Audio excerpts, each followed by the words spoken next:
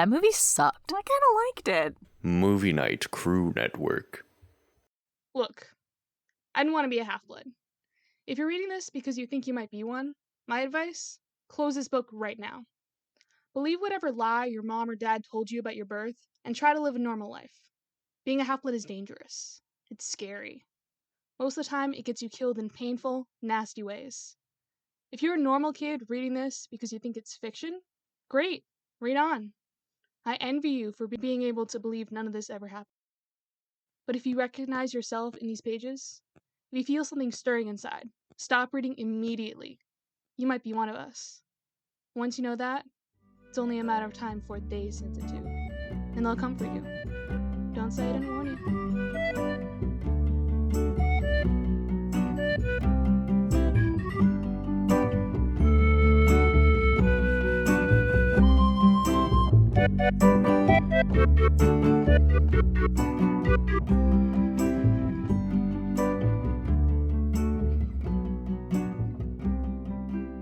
Welcome to Of the Eldest Gods, where we discuss Rick Riordan's role as our godly parent. I'm Taylor from Cabin 6. And I'm Charlie from Cabin 13. And this week, we're covering The Fast and the Furious. Wait. What? Get it? Cause she's a Fury? You know? I hate you so much. You're welcome. What are we actually covering? Chapter 1 of The Lightning Thief. Was it? I accidentally vaporized my pre-algebra teacher? Yeah. Didn't we all want to do that when we were kids? Oh, definitely. In case you didn't do the reading, here's what happens. Percy immediately warns us to turn and run if we feel any similarities to him. We find him on a field trip to the Met in New York City listening to his Latin teacher, Mr. Brunner. Percy is a troubled kid, dyslexic with ADHD, and really not enjoying his time. While walking through the Greek gallery, he faces some opposition by the evil math teacher, Mrs. Dodds, and support from Mr. Brunner. Mr. Brunner is always pushing him to succeed, despite all that's against him. Percy gets into a little bit of trouble when a bully gets pulled into the fountain mysteriously and is dragged into the museum alone with Mrs. Dodds. It's then that Mrs. Dodds starts acting even stranger than normal, turning into an evil hag and attacking him. Mr. Brunner throws him a pen that magically transforms into a sword. The hag is killed, and Mr. Brunner is gone. No one even knows who Mrs. Dodds is. Mysterious. Ooh.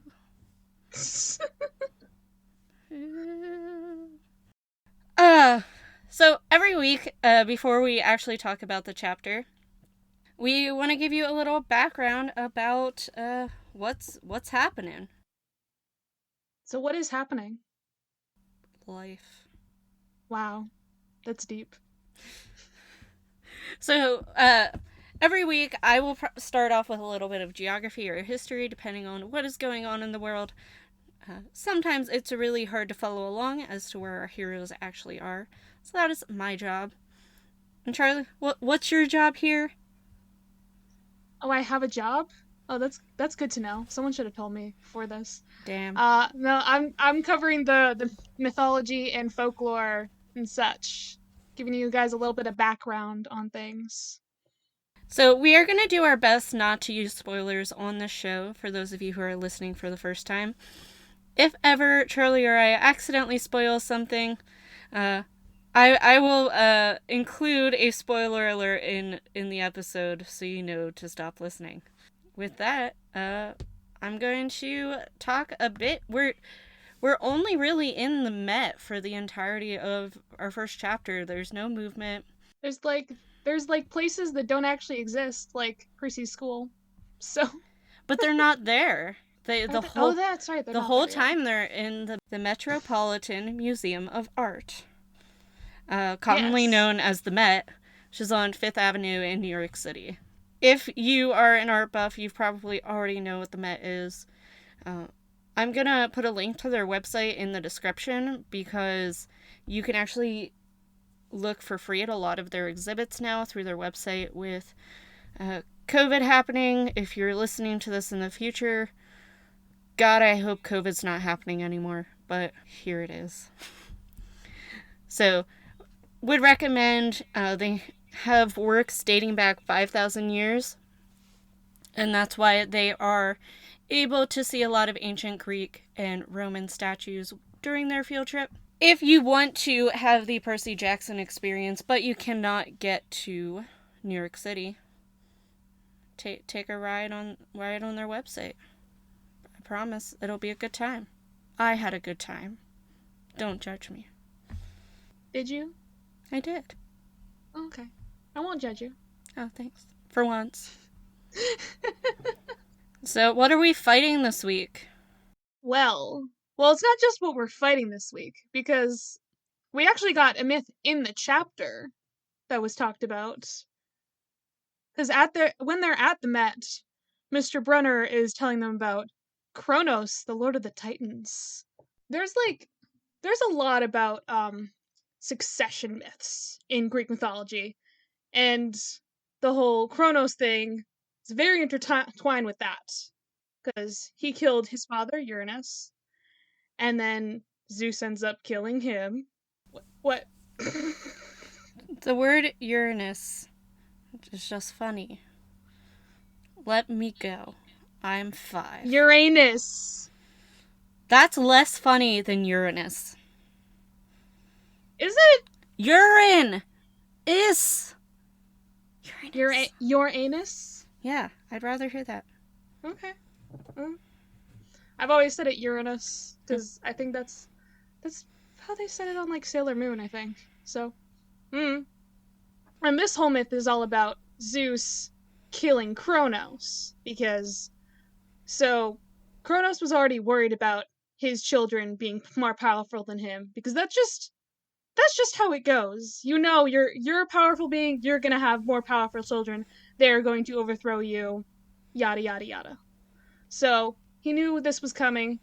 He eats all of his kids, except for Zeus, because Rhea, Kronos' wife, hid Zeus away and made Kronos swallow a rock, which actually has a name. It's the Omphalos stone? I don't pronounce Greek, so I'm doing my best here. That's the tagline for the show. We're just doing our best. Just like Percy, just doing our best. Yeah, so Kronos eats 5 of his kids. Zeus is raised on Crete. Who he's raised by actually varies depending on which version of the story it is. Sometimes I think it's some nymphs. Sometimes it's the Earth Mother Gaia herself. My personal favorite is when he's raised by a goat. We like goats. Goats are cool. Big goat stan here. She's nodding. Okay. So apparently gods can grow up, because he grows up and then he seeks revenge and somehow causes Kronos to vomit up his siblings. It's a great image there, right? Just vomiting up people. Yeah? Yum. I mean, he also had to eat people, so gross. All of it is gross. And then we have the whole, like, battle between the gods and the Titans, which is called the Titanomachy. Moral of this story? Don't eat your fucking children. Oh, man. That was my plan! God damn it. Damn it. Alright, and then for the thing you were all probably expecting, we have a Fury in this chapter. Though technically we don't call her a Fury yet, but that is what Mrs. Dodds is. They got a few different names in mythology. Can I pronounce any of them?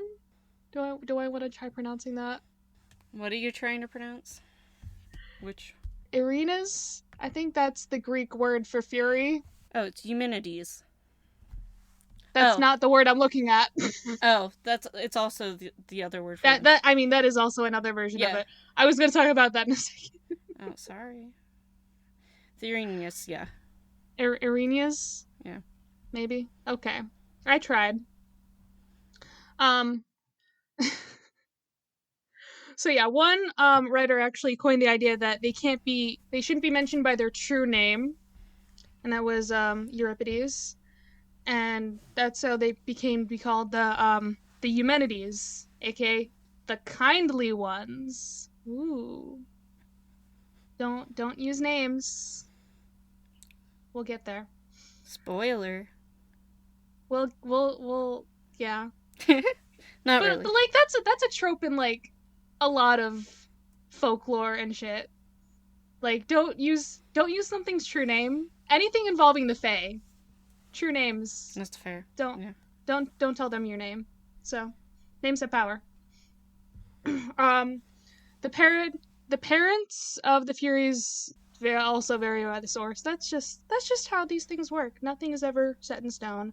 Sometimes they're primordial. Sometimes they're born from Uranus's blood after he died.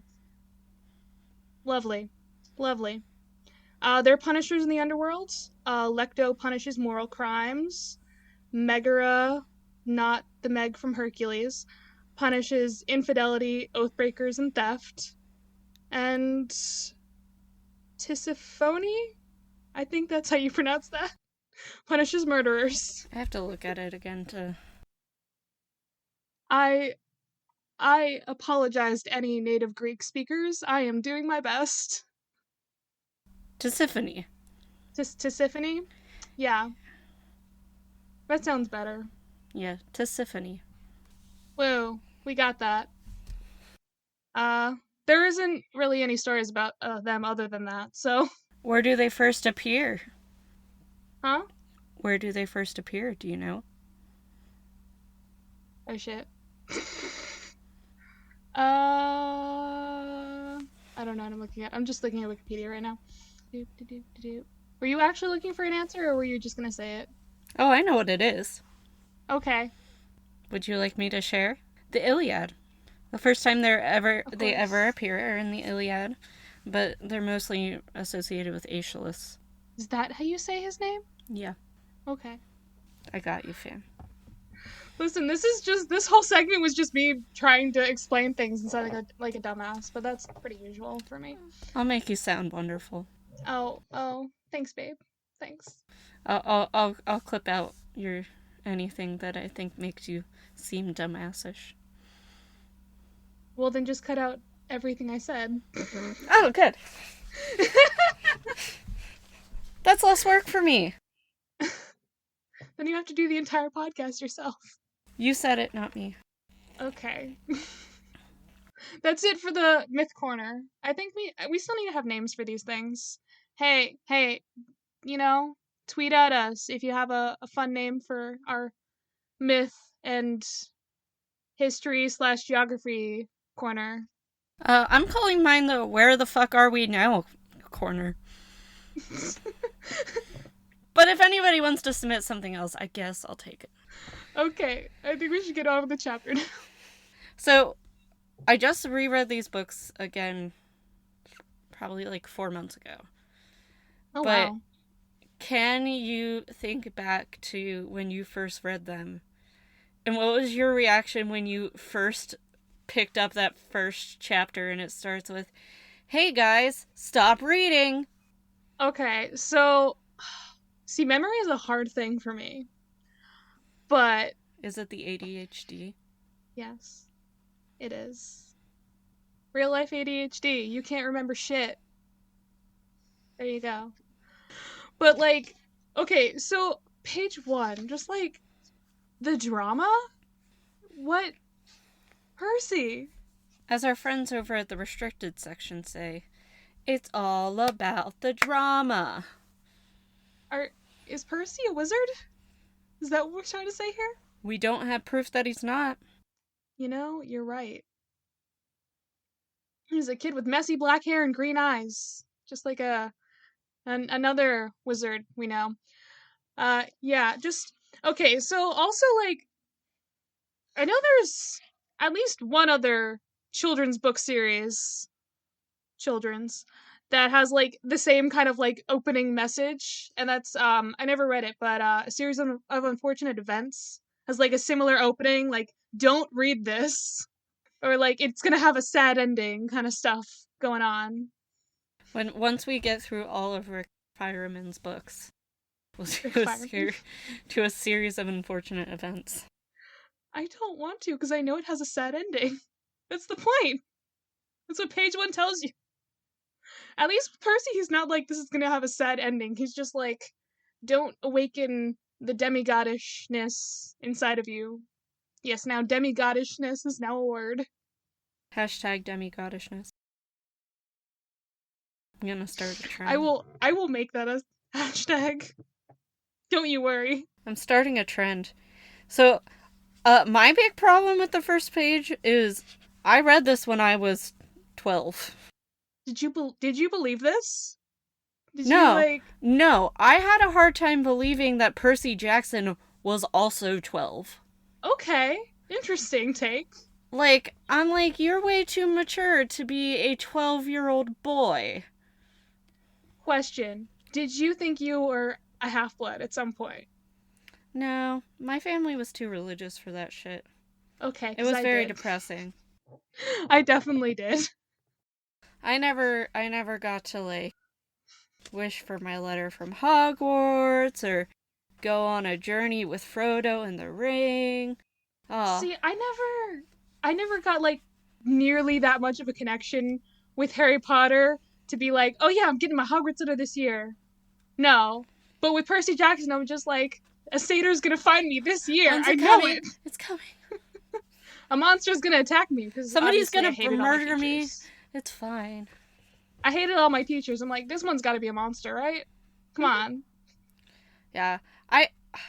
It's definitely one of my favorite openings to a book ever. But I just remember when he says, my name is Percy Jackson. I'm 12 years old. And I'm like, no, you're not. Should I immediately talk about my, how old is Percy in each book thing? Because that's a thing. Well, so, also, along that lines, when does he write these?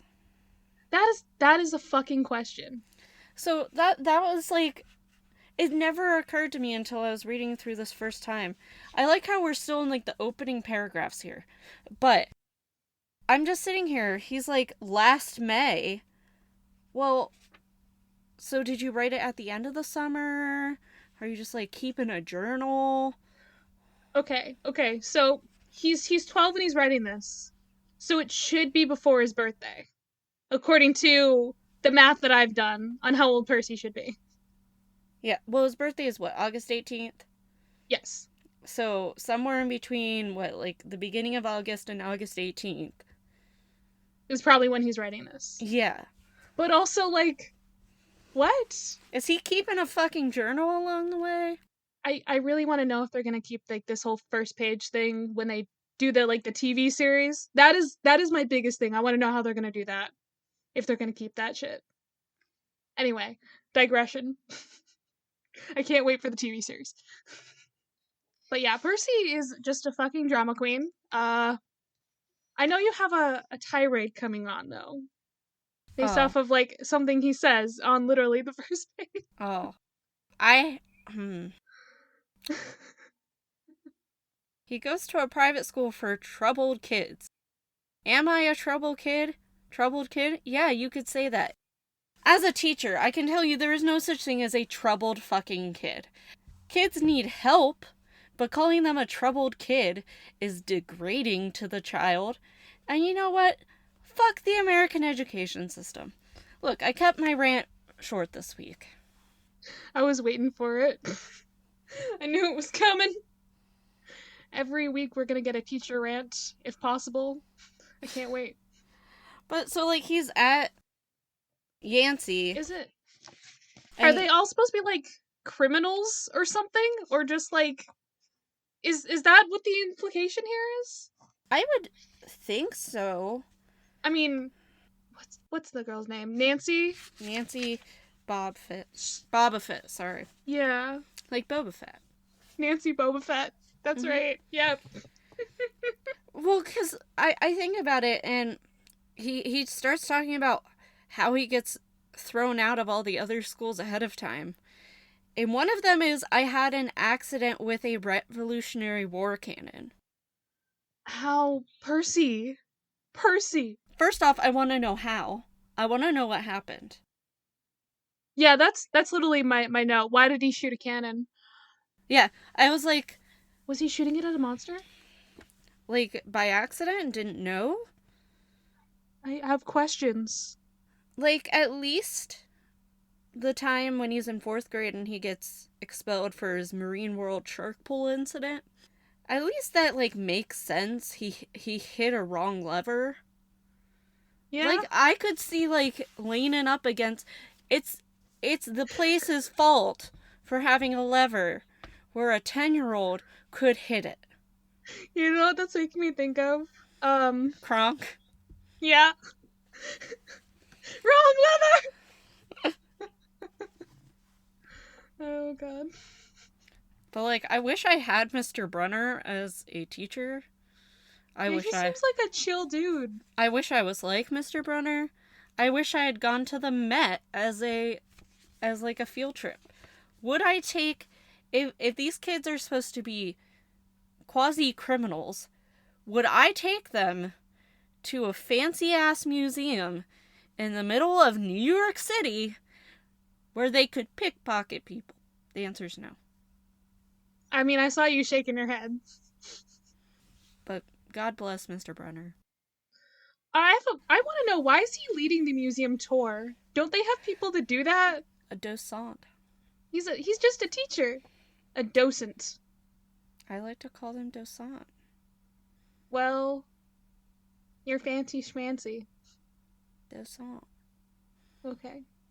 It's like a croissant. Un petite baguette. Okay, so...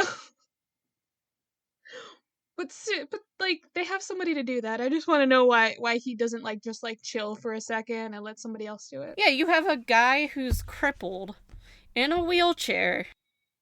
Let me just take you all around the museum, y'all. I mean, he clearly loves his job, so that's why he's doing it. But also, I'm surprised they let him just give them a random ass tour. I have so many questions about Yancey's policies for teacher hiring. Well, okay, but Mrs. Dodds, and Mr. Brunner, they're special cases.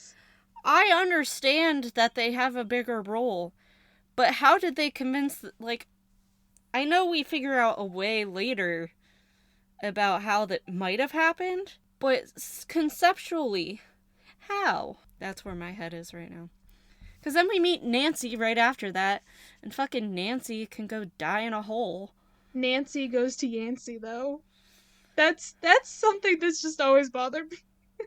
She's doomed to be terrible because she has the name Nancy Boba Fett. Boba Fett. Wouldn't you be terrible too if your name was Nancy Boba Fett? Yeah. Isn't she ginger? Oh yeah, super. You don't have freckles. I'm offended. You're not very freckly though. I have freckles. But they describe her freckles as liquid Cheeto. Well, I think I had a note about that. Because you know who else's face is like that? Face like Cheetos. He's no longer in the White House. Oh, I've been trying to forget about him. Let me go. Had to make one last joke. One last time. And then the other thing with Nancy is, why is she eating a peanut butter and ketchup sandwich? Okay, wait, is that what it was? I remembered peanut butter. I did not remember peanut butter and ketchup. What? Back of the head with chunks of peanut butter and ketchup sandwich. So at this What? point, we're just on the bus into the city. And we know 3 people so far. We have Percy, who's telling us to stop reading. We have Mr. Brunner, who's just trying his best. And we have fucking Nancy Boba Fett. Thankfully, we meet Grover, in the next sentence. But man. Grover is adorable. Justice for Grover. He's just trying his best. They're all trying their best. And, like, for all Percy knows, he's a kid with, like, bum legs who can't do gym. Yeah. Who really likes enchiladas. That's important. Yes, he does. So then also Mrs. Dodds. So, like, doesn't she sound kind of badass? Yeah, because, like, after we finally get there, we're, like, in the museum tour.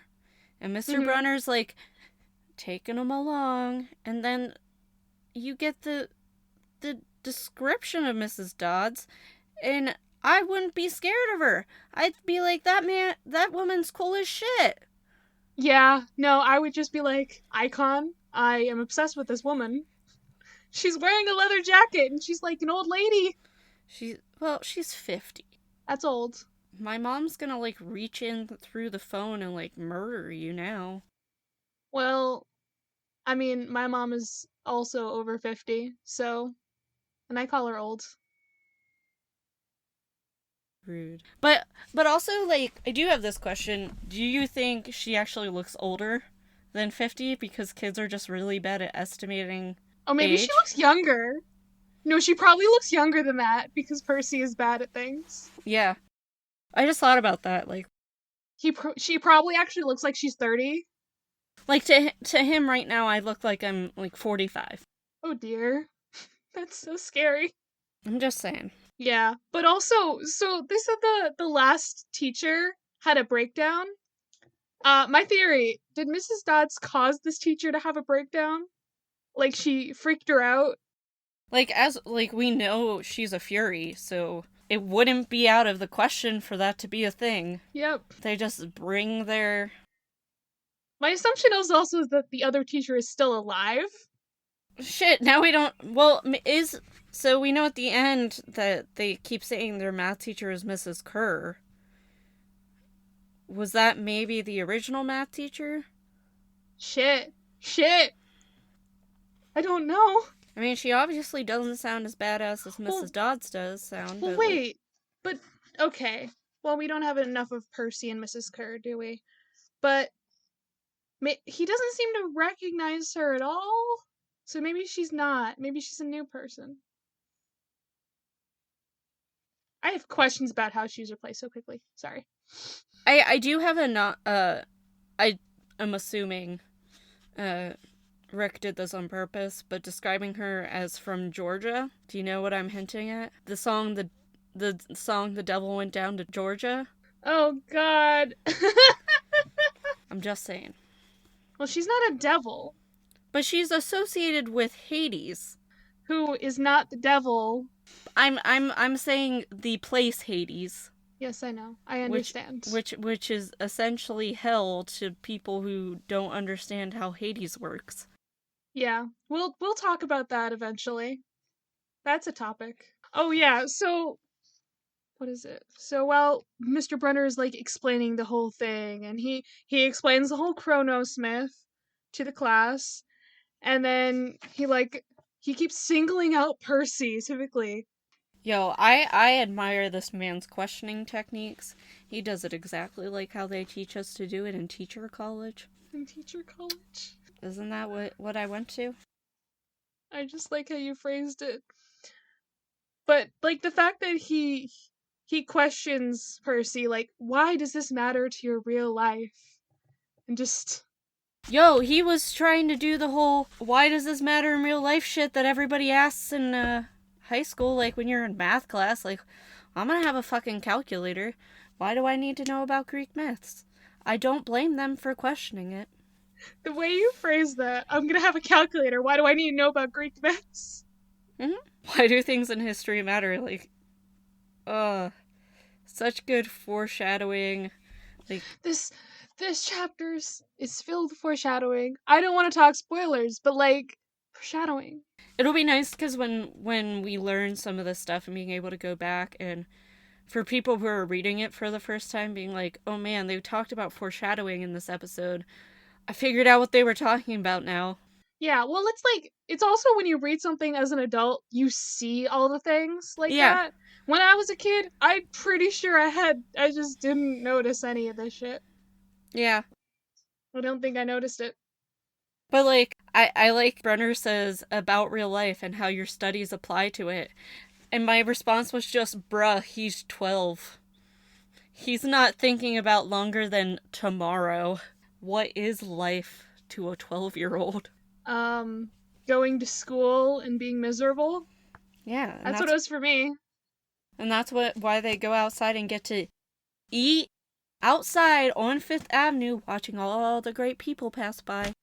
I didn't get to do that shit in school. I'm jealous of this. I want to go to Yancey just so I can go to the Met. You want to go to Yancey with all the troubled teens? They got to take Latin when they were in 6th grade.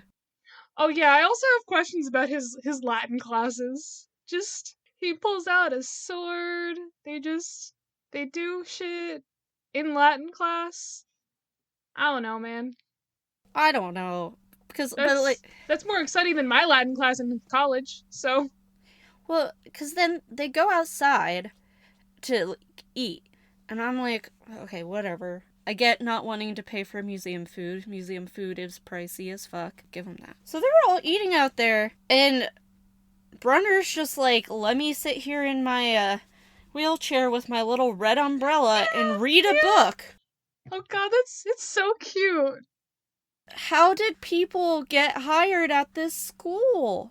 You know what? I want to see like fan art of Mr. Brunner with the like little umbrella, like just chilling, like he's at a cafe.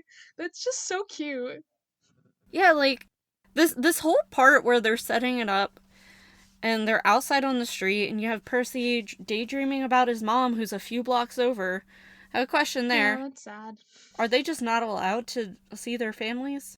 I mean, he's on a field trip. I feel like they can't. But also, he's at a boarding school, right? Yeah, well, that's what I'm So- saying. Like, can his mom not visit him? I mean, maybe she just can't. I don't know. Yeah, Maybe she just can't get there. yeah. And then you also have like the whole bit about like climate change with there's a huge storm brewing. He talks about global warming. We'd had massive snowstorms, flooding, wildfires from lightning strikes. Huh. Yeah, I wonder what that means. But then they talk about Lunchables, and you know what? That's A-okay with me. I never had Lunchables. Lunchables were field trip food. Nope. I never got to have Lunchables unless it was field trip time. That's cute. My field trips were weird. We once, went to a power plant, but we got to play at a park and eat Lunchables. Oh yeah, I also just want to know if Percy's getting like any classroom accommodations. That's another thing. I feel like, to be honest, all of these kids probably need classroom accommodations. That's fair. Speaking from a teacher's perspective, even if you just take Nancy Bobofit, girl definitely has some sort of mental health issues happening there that would get her qualified for certain services. Grover's got anxiety. You got that and the fact that he has a muscle disorder. Yeah. The school needs help. That is what I took away from this chapter. The school is fucked. Not the important things that happen, just, oh my god. As an adult, this is what I'm taking away. Screw the story. I have so many questions. I'm concerned about these children. Someone protect them. Because then the next thing you know, Nancy's bullying Grover. Does anybody do anything about it? No. Percy can't do anything about it. And then, what happens when he gets mad at her? What is that about? I don't know. Yike. Did he push her? I like the fact that all of the kids are saying it wasn't him. You're not wrong. But once again, it comes back to that idea of adults not believing children, which probably for good reason with this group of kids. I'm not gonna lie. You probably have some pathological liars within it. Nancy is one of them? Nancy probably doesn't know what actually happened to her. No, she doesn't. But she also wants to blame Percy because she does. Don't we all? Rude! Just kidding. So, like, Grover's like, I did it, and Todd's is like, no, you didn't. And this is the perfect excuse for her. But, before we talk about what actually happened, the normal punishment she gave him last time was a month erasing math workbooks. What? Yeah. But, like... Tweet at us, what is the worst punishment you received in school? I bet you didn't have to erase math workbooks. That's just... What if somebody wrote in pen? Yeah, they probably had to go through and white out all the math workbooks because they wrote in pen. That's just so ridiculous. I just wanted to point that out before we talk about what actually happens to him. Because, what? And so he says, how'd she get there so fast? Referring to Dodds, like, going into the museum entrance. Mm-hmm. Didn't nobody else see her? Nope. They're all standing there. Nope. And they don't see shit. What are you talking about? Well, that's one of the things, like, with this book is remembering that we have a 12-year-old narrator and just thinking about the unreliability about it, especially because he even goes and tells us he has puzzle pieces that break apart because of his ADHD. And I think that's one of those places where it's funny, because I'm sure somebody might have reacted to that. Yeah. Something else, like, as she's talking to him, like, being all mysterious, Percy mentioned something that I had to write down. Percy plagiarized one of his essays. Oh, yeah. And he, like, fully admits that. And I don't remember ever reading that before. I forgot. I wanted to bring that up because, he mentions it was about... Tom Sawyer. Yeah, it was about Tom Sawyer. And then he says that having to read the book was the worst punishment he could have imagined for that crime. Instead, he got to erase math workbooks. Oh, wait, no. No, it didn't get happen. Caught for that one. Yeah, he was just... That's right. But, like, imagine that's what you think the punishment should be. Yeah. But she's got, like, this whole, like, evil villain thing going on, being all mysterious. We are not fools, Percy Jackson. Yo, when she started growling, first off, she takes him into a super far section of the museum from where they were. Mm-hmm. Then she starts growling. Yeah. I don't know about you, but as a 12-year-old, I would have booked it out of there. Also, thunder shook the building at one point. If an adult growls at me and I'm 12 and no one else is around, I'm gonna start screaming or something. That's what they taught me, and they taught me about stranger danger. That is an unsafe adult. This isn't a stranger, this is a teacher. She's still an unsafe adult. Yeah. We gotta scream. Come on. Learn your lessons from elementary school. I'm just saying, he might just see her as, like, an authority figure who's, like, going to just reprimand him, and he has to take it, because, you know, he's a troubled kid. He gets what he deserves. Blah, blah, blah. Like, I think that's the mentality that's going on here. If he was truly a troubled kid, he wouldn't take it. You know, you're not wrong. Yeah. But Percy's just been like, eh. So, we finally get to see her transform. At that point, Yeah. I think I would just keel over. Her large leathery wings from the leather jacket. Like, the jacket was her wings. A mouthful of yellow fangs. Oh, that's beautiful. I just like the term shriveled hag. Yeah. That's what I'm gonna make. That's what I'm gonna make my Twitter bio. Shriveled hag. You can actually use Twitter? It's on my phone. I'm not saying I'm gonna use it, but it's there. Hey, go follow her on Twitter. Don't. You're not gonna find anything there. It'll just be retweets of the show. But also, like, he describes her and everything. And then he says, then things got even stranger. Yeah, because your teacher turning into a monster isn't strange.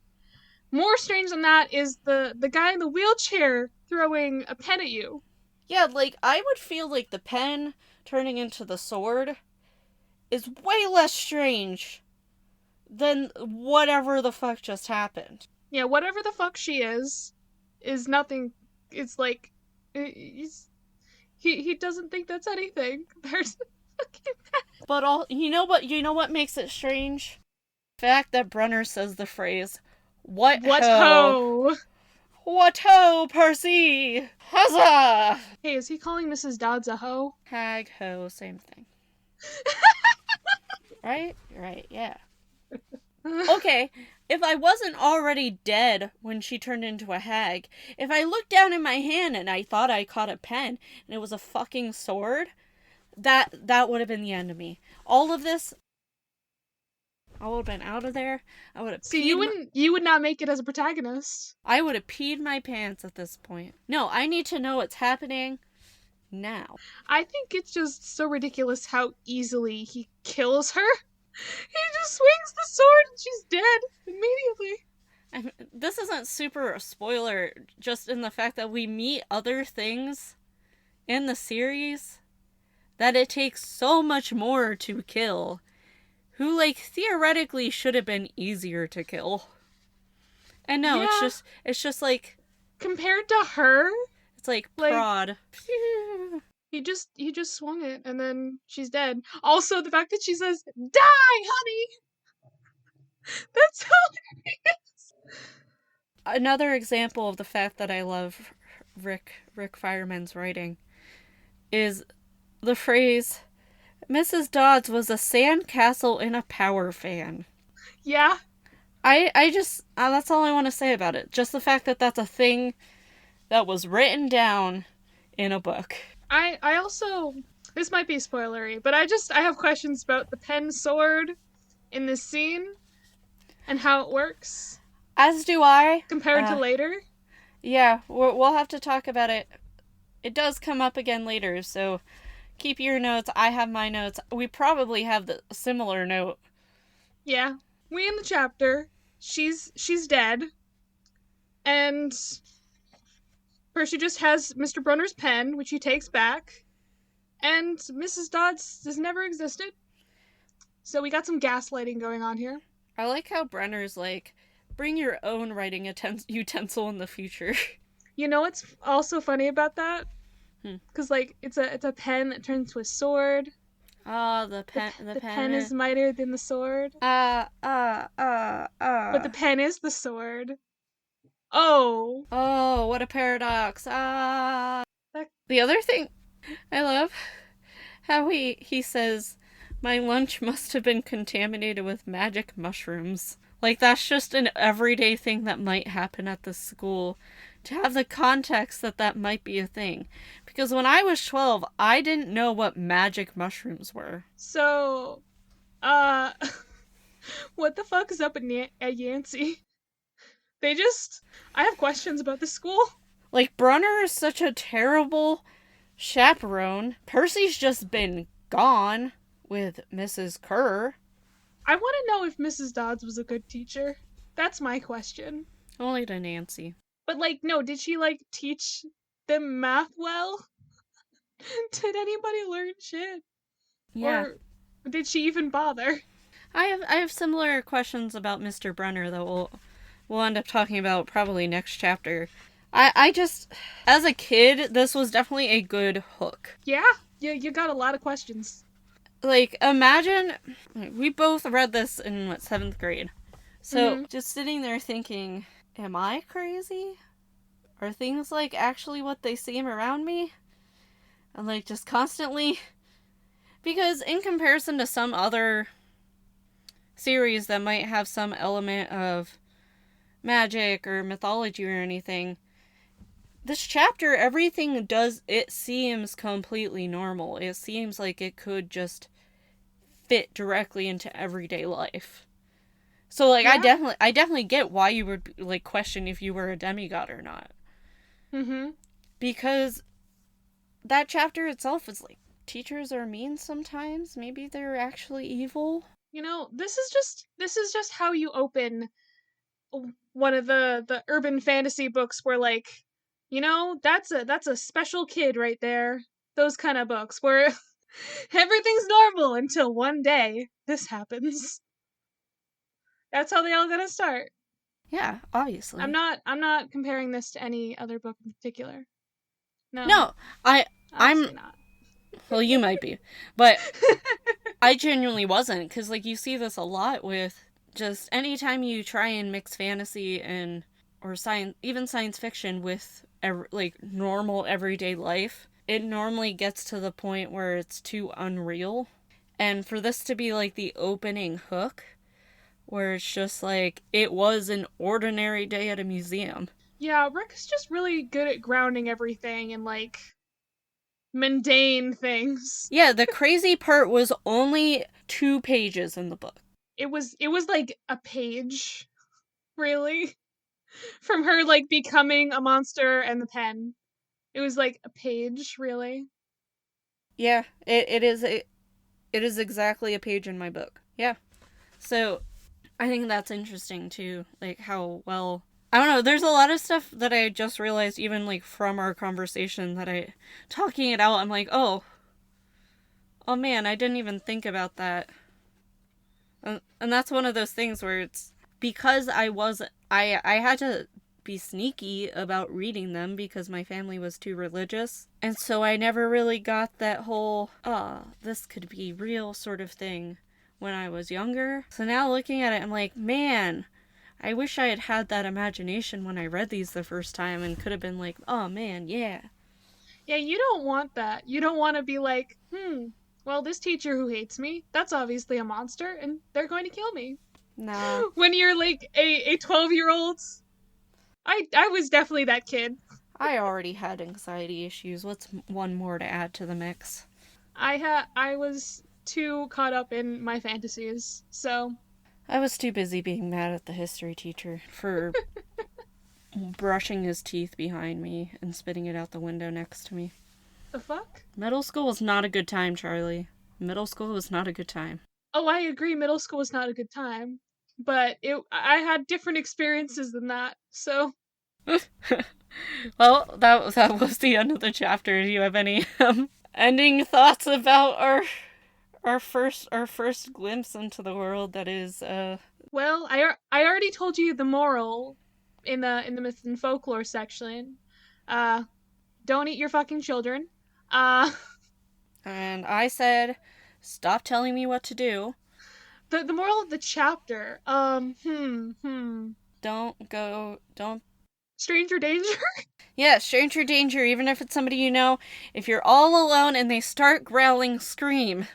Scream and run. Like, I get it. You're like, oh, it's a teacher. It should be fine. But like, no, this teacher was being creepy as fuck. Don't trust that shit. Stranger danger. And with that, you should listen to our plugs for the week. Because we're not strangers at all. You should do what we recommend, of course. Absolutely. So every week we will share something that we're enjoying right now. Thinking that you might enjoy it as well. Yeah. What maybe. You've been enjoying, Taylor? Oh man, I wasn't prepared to go first. Dang it. Okay, well, then I'll go first. So I just finished rereading Simon versus the Homo Sapiens Agenda. It's a very fun queer book, cause queer. I also just really love. Shut up. You can't see them right now, but they've got their hands on their face, pushing up their cheeks, and just saying queer. Yeah. No, that's my reaction. It's adorable. I just really love Becky Albertalli's writing. It fills me with joy. That's my plug. Read Simon. It's so good. I am currently reading Michelle Obama's memoir, Becoming. If you want to be inspired by a true goddess, please go read that and worship at her feet, because what a beautiful human. I'm sorry, where is her cabin at Camp Half-Blood? I want her to be my godly parent. Only the cool kids get to be her children. That's true. Sad. We are recording literally the day after the inauguration. And woo! Yes, thank God. God Thank bless. the gods. Yeah. Gods bless America. But I just have to say, on the topic of Michelle Obama, if you want proof that she's a goddess, just look at any of the pictures from the inauguration and you'll believe me. Yeah. She right. Oh yeah, let's one more plug for democracy. Democracy won for once. God's bless. Any parting thoughts for us? Charlie? Charlie? Taylor, Yeah, buddy. get out of your fucking closet.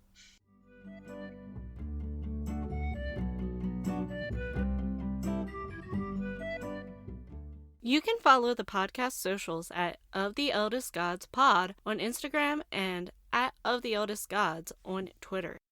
You can send an iris message to us through oftheeldestgodspod@gmail.com. You can follow me, Taylor, at Taylor from Cabin 6 on Instagram, and Historical Femme, spelled FEMME, on Twitter. Catch me on episodes of the Restricted Section, Hell from Elsewhere, and True Stories of a Tryhard. You can follow me, Charlie, at GreenPixie12 on most platforms, mainly Instagram and Tumblr. But on Twitter, I'm at GreenPixie123, which I'm not salty about. No, not at all. I also have an art Instagram that I sometimes use at GreenPixieDraws. I sometimes do the YouTube thing on my channel, Charlie Mack. That's MACK. And I also have another podcast called Fandom's Gone Wrong, where my mom and I talk about movies, TV shows, books, and whatever other fandoms we enjoy. You can find that on all the major podcasting apps. Our music was written by Nora Strauss-Riggs and recorded and edited by Ian Emmerich. You can find Nora at Kane_I, that's I as in the body part, on Instagram and Twitter. Feel free to message her about making music for your project or editing your pod. She's the host of Siblings and Fandoms, where Nora and her sister Maddie talk about fandoms they're part of, ones they're not, and everything in between. She is also the host of Modern Musical Origin, which is an informative show delving into the history of different instruments and styles of music.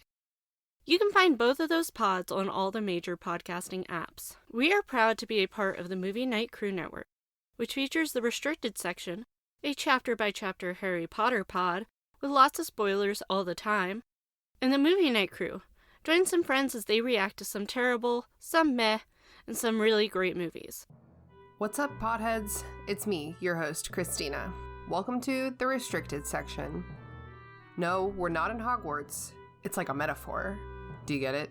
Like, we're raunchy, and we get drunk, and we make sex jokes, and we have an all spoilers all the time policy. So, you know, it's like the Restricted Section. I've been told that explaining jokes makes them funnier. If you've ever wondered how the Marauders map actually works, if you've ever thought that maybe Snape sometimes wears jeans, if you've ever thought that Draco and Harry are for sure in love, I mean, they're for sure in love. If you've ever had a hard time deciding who you'd rather bang, Bill or Charlie, obviously Charlie, then this podcast is for you. You don't even have to do the reading, we'll do it for you. Catch the Restricted Section every Wednesday wherever you get your podcasts, and find us online at Restricted Section Pod.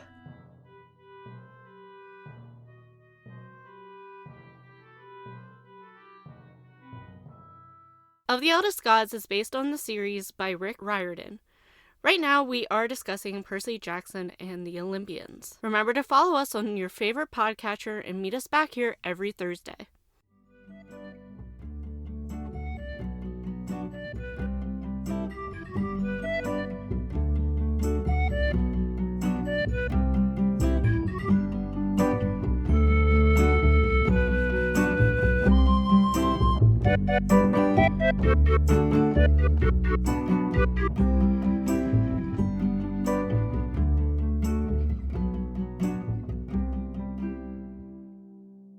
Some people say Uranus, I say Uranus. Anyway. That movie sucked. I kind of liked it. Movie Night Crew Network.